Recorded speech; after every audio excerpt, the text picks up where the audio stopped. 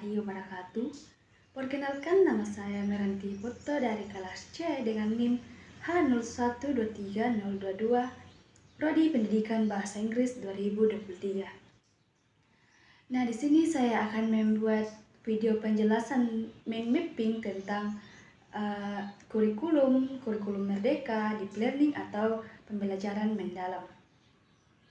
Nah, tujuan dari pembuatan video ini untuk memenuhi mid semester pada mata kuliah Kurikulum and Material Development dengan dosen pengampu Bapak Ahmad Junaidi, SPD, MPD.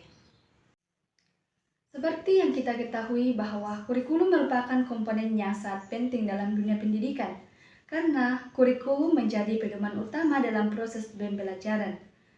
Tanpa kurikulum, kegiatan belajar mengajar tidak akan terarah dengan baik. Nah, pada mind mapping ini, saya akan menjelaskan beberapa komponen utama, yaitu kurikulum merdeka, deep learning, pengertian, komponen, karakteristik, tujuan, dan fungsi. Bagian yang pertama adalah kurikulum merdeka.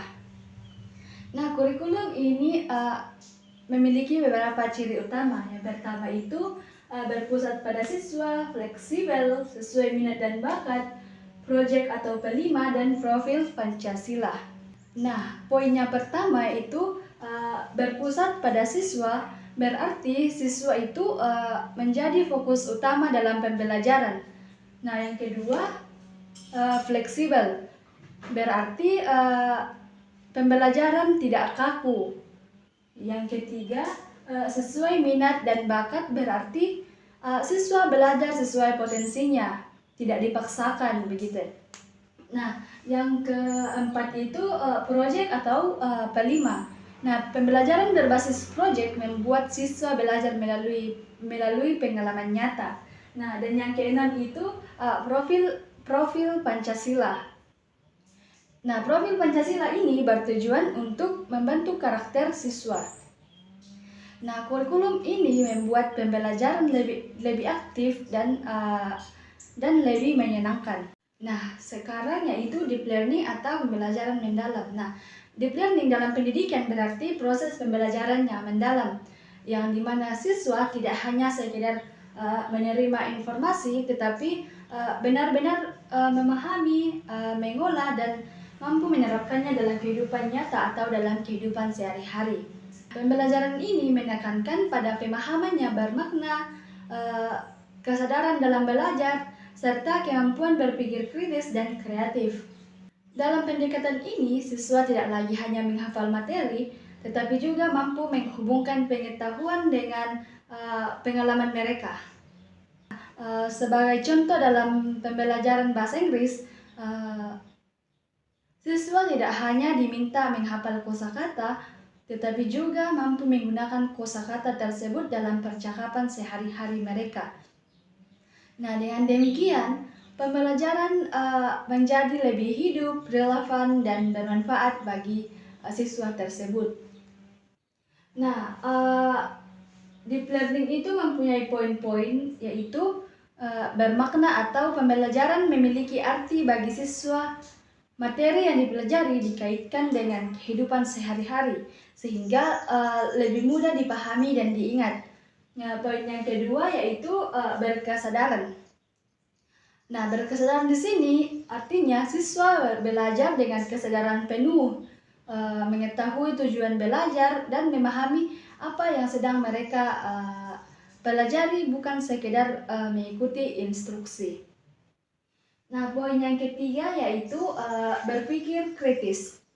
Nah, berpikir kritis di sini yang dimaksudkan yaitu siswa mampu menganalisis, mengevaluasi, dan mempertanyakan informasi, bukan hanya menerima begitu saja.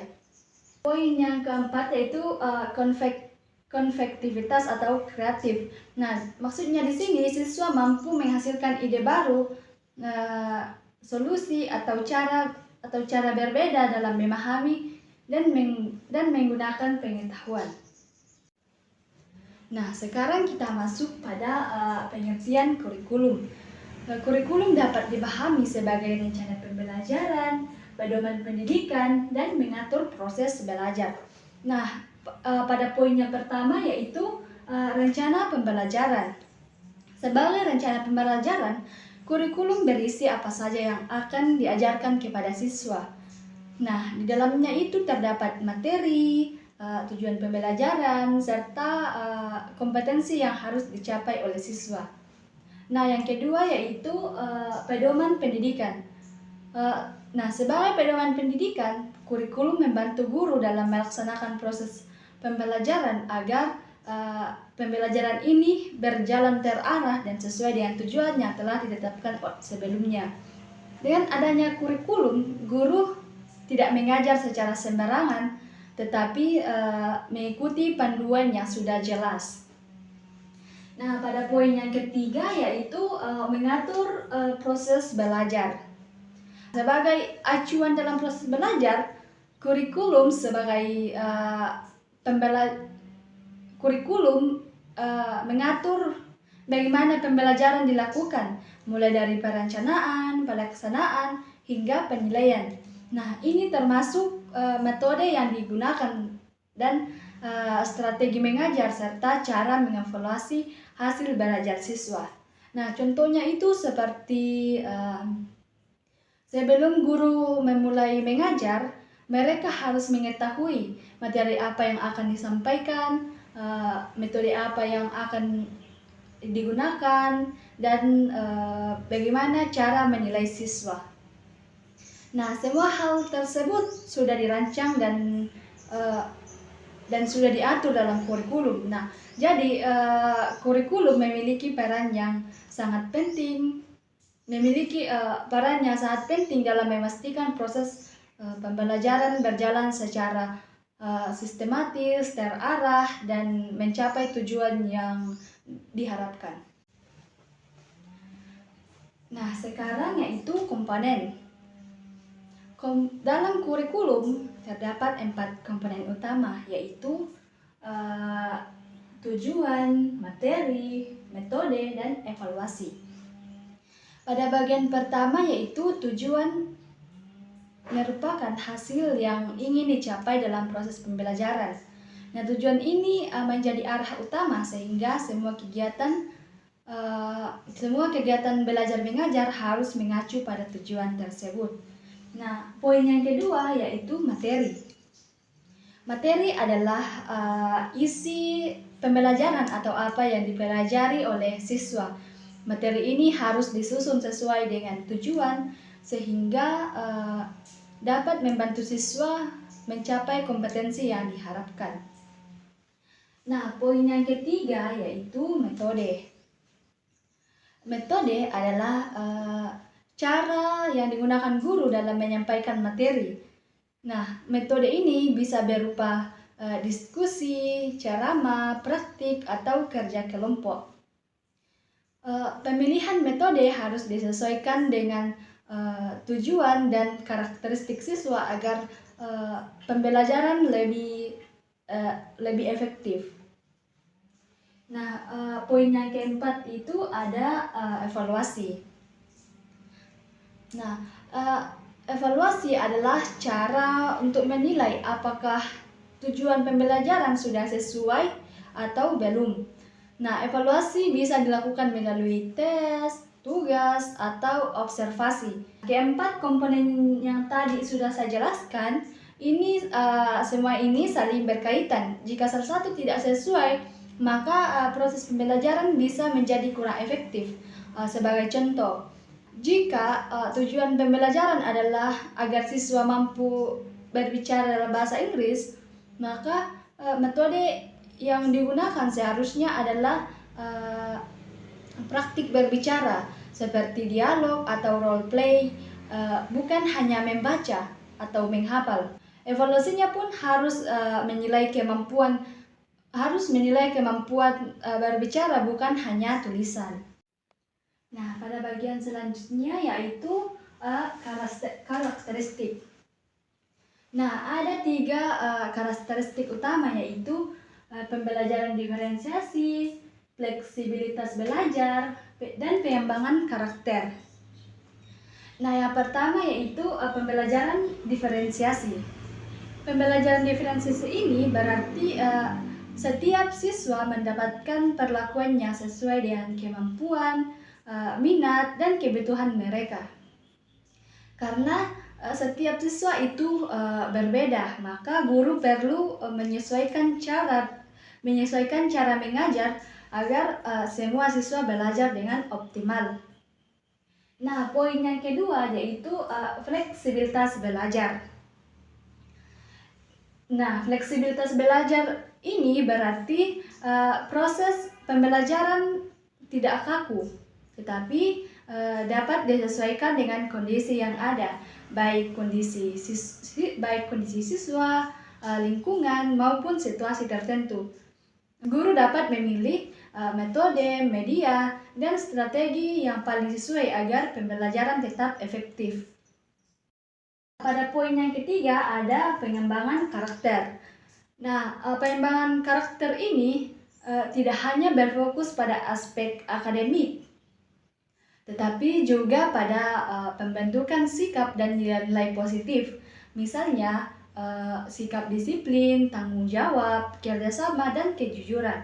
Nah, hal ini penting agar siswa tidak hanya cerdas secara pengetahuan, tetapi siswa juga memiliki karakter yang baik. Nah, pada ketiga karakteristik ini, semua ini saling melengkapi. Dengan adanya diferensiasi, fleksibilitas, dan pengembangan karakter, proses pembelajaran menjadi lebih bermakna, relevan, dan mampu membantu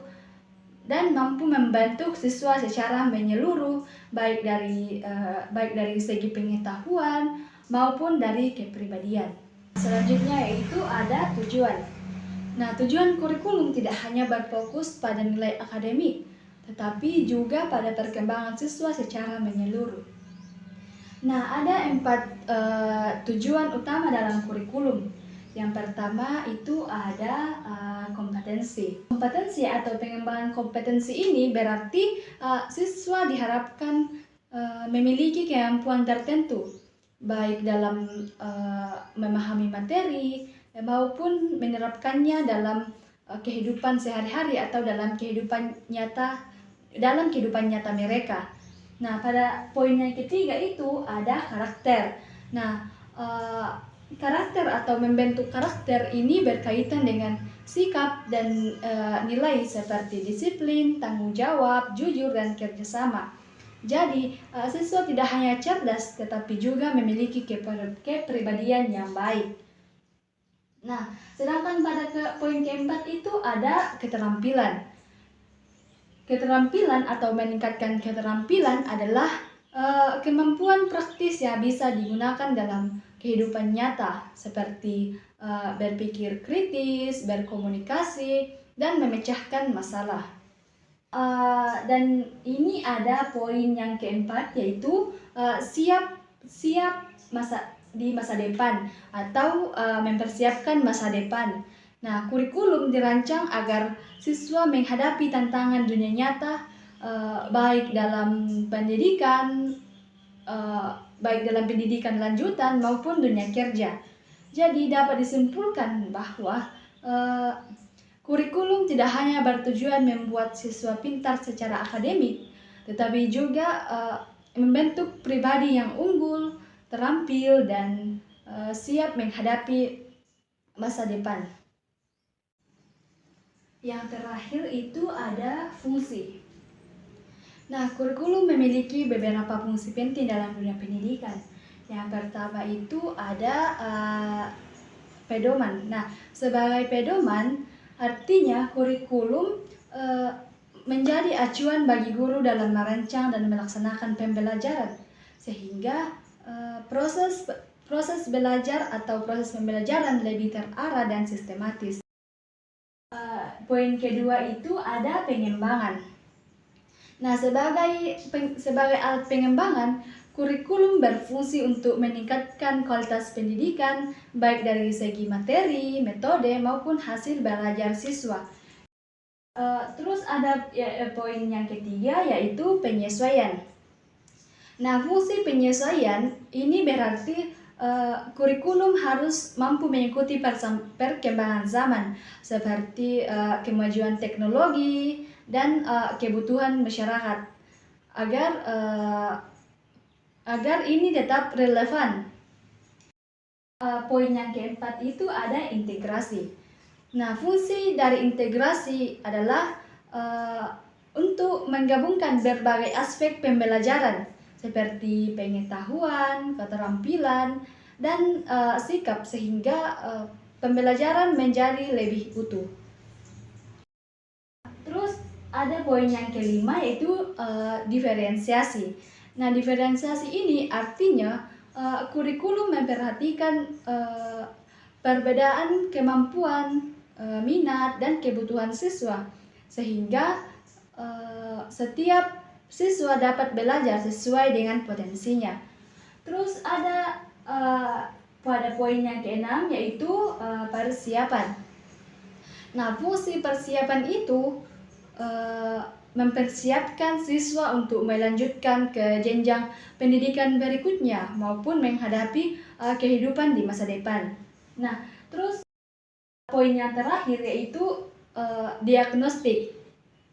Nah, fungsi diagnostik ini melalui kurikulum, guru dapat mengetahui kelebihan dan kekurangan siswa, sehingga dapat memberikan pembelajarannya lebih tepat. Nah, dengan adanya fungsi-fungsi tersebut, kurikulum membuat proses pembelajaran menjadi lebih efektif, terarah, dan sesuai dengan kebutuhan siswa. Sebagai kesimpulan dari mind mapping yang sudah saya jelaskan, kurikulum merupakan pedoman utama dalam pendidikan yang mencakup berbagai aspek seperti tujuan, metode, materi, dan evaluasi. Dengan adanya kurikulum merdeka dan pendekatan deep learning atau pembelajaran mendalam, pembelajaran lebih fleksibel, bermakna, dan berpusat pada siswa. Oke, semoga penjelasan ini dapat menambah pemahaman kita tentang pentingnya kurikulum dalam dunia pendidikan. Sekian dari saya, terima kasih. Wassalamualaikum warahmatullahi wabarakatuh.